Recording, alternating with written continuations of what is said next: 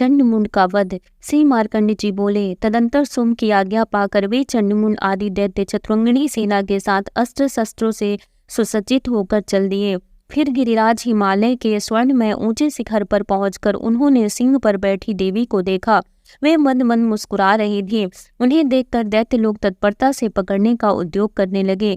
किसी ने धनुष तान लिया, किसी ने तलवार संभाली और कुछ लोग देवी के पास आकर खड़े हो गए। तब अंबिका ने उन शत्रुओं के प्रति बड़ा क्रोध किया। उस समय क्रोध के कारण उनका मुख काला पड़ गया, ललाट में भौवें टेढ़ी हो गई और वहां से तुरंत विकराल मुख वाली काली प्रकट हुई, जो तलवार और पास धारण किए हुए थी। वे विचित्र खट्वांग धारण किए और चीते के चर्म की साड़ी पहने हुए नरमुंडों की माला से विभूषित थे। उनके शरीर पर मांस जैसे सूख गया था, मात्र हड्डियों का ढांचा था। जीभ लपलपाने के कारण वे और भी डरावनी प्रतीत होती थी। उनकी आंखें भीतर को धसी हुई और रक्ताभ थी। वे अपनी भयंकर गर्जना से संपूर्ण दिशाओं को गुंजा रही थी।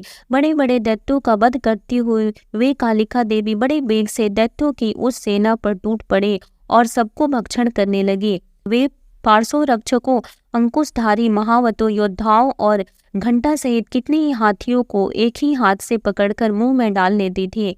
इसी प्रकार घोड़े, रथ और सारथी के सहित रथी सैनिकों को मुंह में डालकर वे बड़े भयानक रूप से उनका चवन कर डालती थी। किसी के बाल पकड़ लेती, किसी का गला दबा देती, किसी को पैरों से कुचल डालती और किसी को धक्के से गिराकर मार डालती थी। वे असुरों के छोड़े हुए बड़े बड़े अस्त्र शस्त्र मुंह में पकड़ लेती और रोष में भरकर उनको दांतों से पीस डालती थी।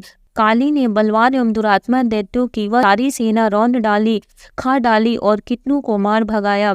कोई तलवार के घाट उतारे गए, कोई खटवांग से पीटे गए और कितने ही असुर दांतों के अग्रभाग से कुचले जाकर मृत्यु को प्राप्त हुए। इस प्रकार देवी ने असुरों की उस सारी सेना को क्षण भर में मार गिराया।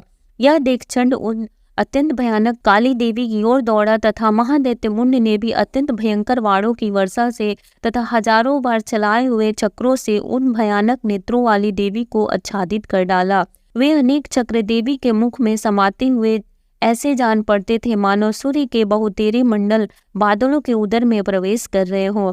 तब भयंकर गर्जना करने वाली काली ने अत्यंत रोष में भरकर विकट अट्टहास किया। उस समय उनके विकराल बदन के भीतर कठिनता से देखे जा सकने वाले दांतों की प्रभा से वे अत्यंत उज्जवल दिखाई देती थी। देवी ने बहुत बड़ी तलवार हाथ में ले हम का उच्चारण करके चंड पर धावा किया और उसको बालू से पकड़कर उसी तलवार से उसका सिर काट डाला।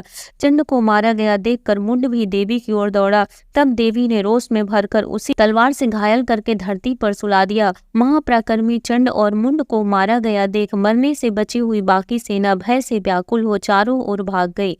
तदंतर काली ने चंड और मुंड का मस्तक हाथ में ले चंडिका के पास जाकर प्रचंड अट्टहास करते हुए कहा, देवी, मैंने चंड और मुंड नामक 2 महासुरों को तुम्हें भेंट किया है।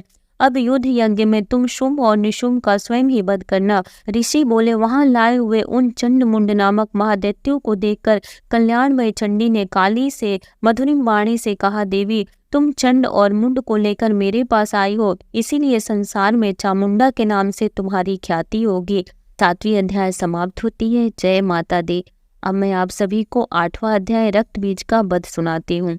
श्री मार्कंड जी बोले, चंड और मुंड नामक दैत्यों के मारे जाने तथा बहुत सी सेना का संहार हो जाने पर दैत्यों के राजा प्रतापी शुंभ के मन में बड़ा क्रोध हुआ और उसने दैत्यों की संपूर्ण सेना को युद्ध के लिए प्रस्थान करने की आज्ञा दी। वह बोला, आज उदय युद्ध नाम के 86 दैत्य सेनापति अपनी सेनाओं के साथ युद्ध के लिए कूच करे।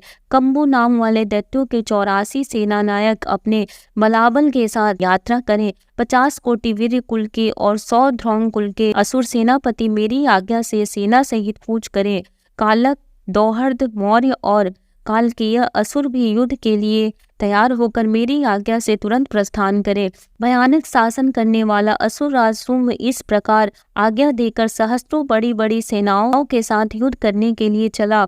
उसकी अत्यंत भयंकर सेना आती देख चंडिका ने अपने धनुष की टंकार से पृथ्वी और आकाश के बीच का भाग गुंजा दिया। राजन तब देवी के सिंह ने भी बड़े जोर जोर से दहाड़ना आरंभ किया। फिर अंबिका ने अपने घंटे के शब्द से उस ध्वनि को और भी बढ़ा दिया। धनुष की टंकार, सिंह की दहाड़ और घंटी की ध्वनि से संपूर्ण दिशाएं गूंज उठी। उस भयंकर शब्द से काली ने अपने विकराल मुख को और भी बढ़ा लिया था। इस प्रकार वे विजयिनी हुई। तुमुल नाद को सुनकर दैत्यों की सेनाओं ने चारों ओर से आकर चंडिका देवी, सिंह तथा काली देवी को क्रोधपूर्वक घेर लिया। राजन, इसी बीच में असुरों के विनाश तथा देवताओं के अभ्युदय के लिए ब्रह्मा, शिव, कार्तिकेय, विष्णु तथा इंद्र आदि देवों की शक्तियां, जो अत्यंत पराक्रम और बल से संपन्न थी, उनके शरीरों से निकलकर उन्हीं के रूप में चंडिका देवी के पास गए। देवता का जैसा रूप, जैसी वेशभूषा और जैसा वाहन है, ठीक वैसे ही साधनों से संपन्न हो उसकी शक्तियां असुरों से युद्ध करने के लिए आई। सबसे पहले हंसयुक्त विमान पर बैठी हुई अक्षय सूत्र और कमंडलों से सुशोभित ब्रह्मा जी की शक्ति उपस्थित हुई, जिन्हें ब्रह्माणी कहते हैं। महादेव जी की शक्ति वृषभ पर आरूढ़ हो, हाथों में श्रेष्ठ त्रिशूल धारण के, महानाग का कंकड़ पहने, मस्तक में चंद्र रेखा से विभूषित होकर वहां आ पहुंची। कार्तिकेय जी की शक्ति रूपा जगदम्बिका उन्हीं का रूप धारण किए श्रेष्ठ मयूर पर आरूढ़ होकर हाथ में शक्ति लिए दैत्यों से युद्ध करने के लिए आई। इसी प्रकार भगवान विष्णु की शक्ति गरुड़ पर विराजमान हो शंख, चक्र, गदा, सारंग तथा खड्ग हाथ में लिए वहां आए। अनुपम यज्ञ वाराह का रूप धारण करने वाली श्री हरि की जो शक्ति है, वह भी बराह शरीर धारण करके वहां उपस्थित हुई। नरसिंही शक्ति भी नृसिंह के समान शरीर धारण करके वहां आए। उनकी गर्दन के बालों के झटके से आकाश के तारे बिखरे जा रहे थे। इसी प्रकार इंद्र की शक्ति ब्रज हाथ में लिए गजराज ऐरावत पर बैठकर आए। उनके भी सहस्त्र नेत्र थे। इंद्र का जैसा रूप है वैसा ही उनका भी था। तदंतर उन देव शक्तियों से घिरे हुए महादेव जी ने चंडिका से कहा, मेरी प्रसन्नता के लिए तुम शीघ्र ही इन असुरों का संहार करो। तब देवी के शरीर से अत्यंत भयानक और परम उग्र चंडिका शक्ति प्रकट हुई, जो सैकड़ों गिदड़ियों की भांति आवाज करने लगी। उन अपराजिता देवी ने धूमिल जटा वाले महादेव जी से कहा, भगवान, आप शुंभ निशुंभ के पास दूत बनकर जाइए और उन अत्यंत गर्वीले दानव शुंभ एवं निशुंभ दोनों से कहिए, साथ ही इनके अतिरिक्त भी जो दानव युद्ध के लिए वहां उपस्थित हो उनको भी यह संदेश दीजिए, दैत्यों, यदि तुम जीवित रहना चाहते हो पाताल को लौट जाओ, इंद्र को त्रिलोकी का राज्य मिल जाए और देवता यज्ञ भाग का उपभोग करें। यदि बल के अभिमान में आकर तुम युद्ध की अभिलाषा रखते हो तो आओ, मेरी योगिनियां तुम्हारे कच्चे मांस से तृप्त हो चुकी है। उन देवी ने भगवान शिव को दूत के कार्य में नियुक्त किया है, इसीलिए वह शिवदूती के नाम से संसार में प्रसिद्ध हुए। वे महादैत्य भी भगवान शिव के मुंह से देवी के वचन सुनकर क्रोध से भर गए और जहाँ कात्यायनी विराजमान थी उस ओर बढ़े। तदंतर वे दैत्य अमरस में भरकर पहले ही देवी के ऊपर बाण शक्ति और रिष्टि आदि अस्त्रों की वर्षा करने लगे। तब देवी ने भी खेल खेल में ही धनुष की टंकार की और उससे छोड़े हुए बड़े बड़े बाणों द्वारा दैत्यों के चलाए हुए बाण, शूल शक्ति और फरसों को काट डाला। फिर काली उनके आगे होकर शत्रुओं को शूल के प्रहार से वितीर्ण करने लगी और खटवांग से उनका कचूमर निकालती हुई रणभूमि में विचरने लगी। ब्रह्माणी भी जिस ओर दौड़ती उसी ओर अपने कमंडलों का जल छिड़ककर शत्रुओं के ओज और पराक्रम को नष्ट कर देती थी। महेश्वरी ने त्रिशूल से तथा वैष्णवी ने चक्र से और अत्यंत क्रोध से भरी हुई कुमार कार्तिकेय की शक्ति से दैत्यों का संहार आरंभ किया। इंद्र शक्ति के ब्रज प्रहार से विदीर्ण हो सैकड़ों दैत्य दानव रक्त की धारा बहाते हुए पृथ्वी पर सो गए। वाराही शक्ति ने कितनों को अपने थुथुन की मार से नष्ट किया, दाढ़ों के अग्रभाग से छाती छेद डाली तथा कितने ही दैत्य उनके चक्र की चोट से विदीर्ण होकर गिर पड़े। नरसिंही भी दूसरे महादैत्यों को अपने नखों से विदीर्ण करके खाती और सिंहनाद से दिशाओं एवं आकाश को गुंजाती हुई युद्ध क्षेत्र में विचरने लगी।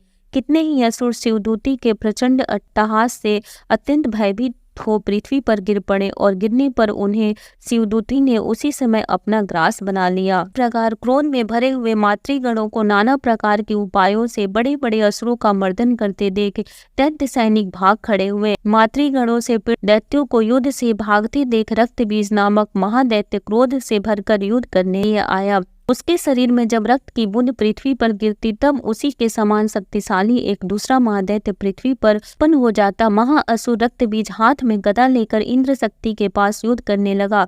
तब इंद्र अपने ब्रज से रक्त बीज को मारा। ब्रज से घायल होने पर उसके शरीर से बहुत सा रक्त टपकने लगा। उसके शरीर से रक्त की जितनी बूंदें गिरी उतनी ही राक्षस उत्पन्न हो गए। वे सब रक्त बीज के समान ही विद्यमान, बलवान तथा पराक्रमी थे।